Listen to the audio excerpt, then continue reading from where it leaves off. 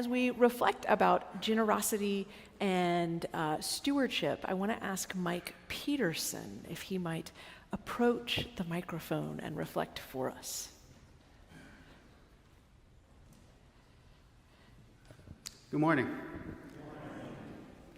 My first Sunday as a student at the University of North Carolina, which was almost a quarter century ago, and I can't believe I said that into a microphone in front of people, I moved into Spencer dorm right next door.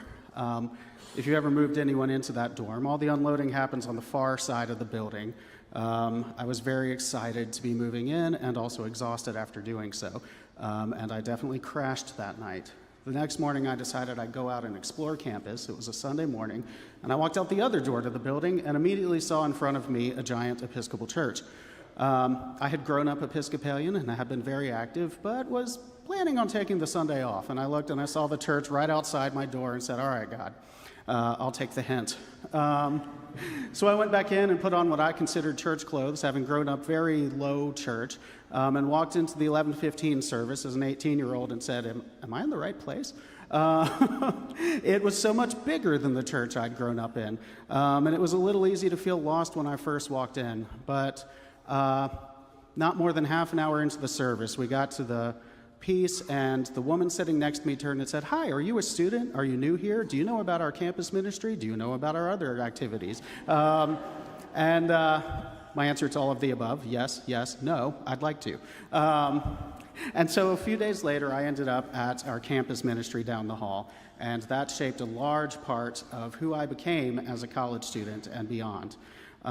Campus ministry was such a large part of my life that I eventually ended up living in the Chapel of the Cross for a year, and have been shaped, and I would say my experiences in campus ministry are part of why I am still a Christian and an Episcopalian today.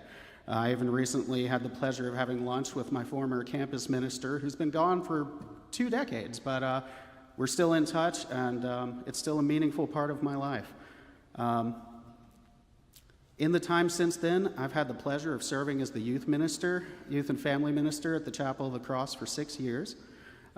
During that time, I will admit selfishly, founded a group called The Next Chapter for parents of adults, mainly just because I missed the families so much after the kids would graduate. But it's become its own freestanding and active group in its time.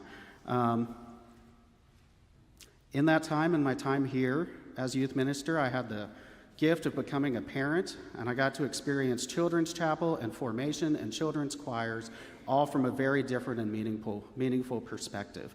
And I got to see the way that this church really embraces what our gospel said today. Let the children come to me, for it is to such as these that the kingdom of God truly belongs. I've had all of my children baptized here. I put my 2-year-old twins in the nursery almost every week, and I can tell you that is an indescribable gift. And in all honesty, is the reason why I'm able to still keep coming to church every Sunday. I mean that honestly.